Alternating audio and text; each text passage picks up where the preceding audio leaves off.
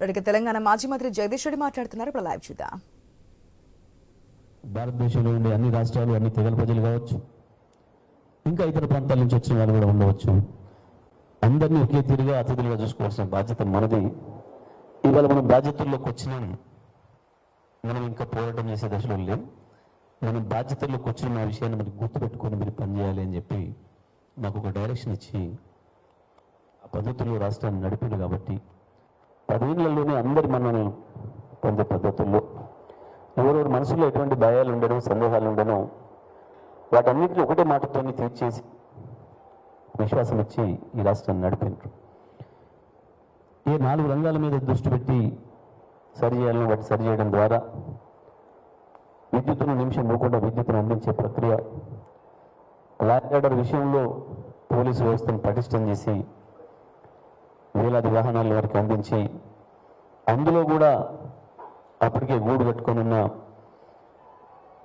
కొంత అవినీతిపరమైన చర్యలు కావచ్చు, లేదా కింది స్థాయిలో పోలీస్ సిబ్బందికి స్టేషన్ కూడా సరైన అవసరాలు తీర్చే పద్ధతిలో అవకాశాలు లేకపోవడం, ఆనాటి ప్రభుత్వానికి కల్పించకపోవడం, ఒక కేసు పెట్టడానికి ఎవరైనా వస్తే వాళ్ళని తెల్లగాయిదాలు కొనుక్కొచ్చుకోండి అని చెప్పాల్సిన పరిస్థితిలో ఆనాడు ఉంటే వాటన్నిటిని కూడా రివైవ్ చేసి పోలీస్ స్టేషన్కి కూడా అటువంటి ఖర్చులు ఉంటాయని దాన్ని కూడా గమనించి దాని కొరకు కూడా వాళ్ళు ఇతరుల మీద ఆధారపడొద్దు, వాళ్ళ గౌరవాన్ని కూడా భంగం కలిగనియొద్దు అని చెప్పి ఆ పద్ధతుల్లో ఇంత జాగ్రత్తలు తీసుకొని ఒకవైపు పోలీసు వ్యవస్థను పటిష్టం చేసి, లా అండ్ ఆర్డర్ను పటిష్టం చేసి,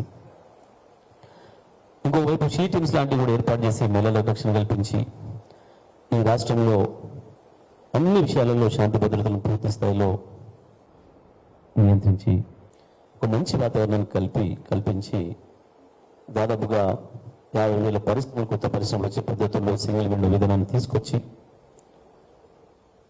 రాష్ట్రాన్ని పారిశ్రామికంగా అభివృద్ధి చేసిన విషయం మనందరికీ తెలుసు. అదే సందర్భంలో ఇంకొక ప్రధానమైన రంగం వ్యవసాయ రంగం.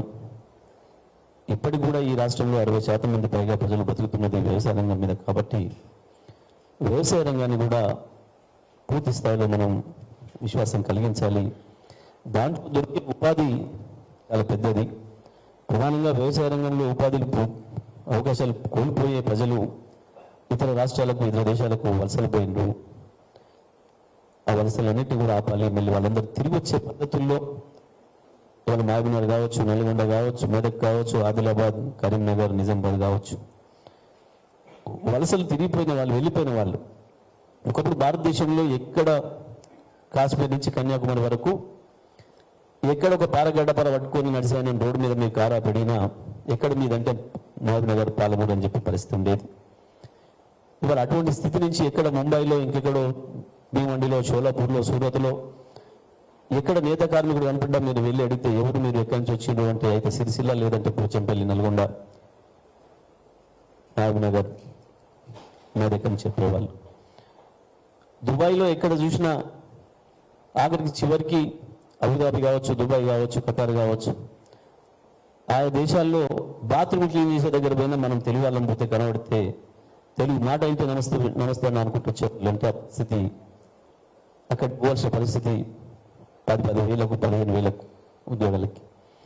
ఇవాళ ఆ స్థితి నుంచి మొత్తం ప్రతి ఒక్కరు గ్రామీణ ప్రాంతాల్లో ఊర్లు వదిలిపెట్టిపోయిన వాళ్ళు మళ్ళీ ఊర్లకు తిరిగి వచ్చి పాత ఇళ్ళు వెతుక్కొని, లేదు పాత ఇళ్ళు కూడా అమ్ముకొని వచ్చి ఉంటే మళ్ళీ కొత్తగా ఇంత జాగ కొనుక్కొని ఇళ్ళు కట్టుకొని మళ్ళీ వ్యవసాయాన్ని చేసుకోవాలి. వ్యవసాయం అంటే మళ్ళీ గౌరవం. ఒకప్పుడు వ్యవసాయదారుని గర్వంగా చెప్పిన స్థితి నుంచి మధ్యలో తెలంగాణలో ఏం చేస్తున్నారు మీరు అంటే 10 ఎకరాలు 15 ఎకరాలు ఉన్న రైతు కూడా నేను రైతునని చెప్పడానికి భయపడ్డాడు. వ్యాపారం అని చెప్పే పరిస్థితికి వచ్చిండు. అది వ్యాపారం అంటే ఏదైనా కావచ్చు. రైతు అని చెప్తే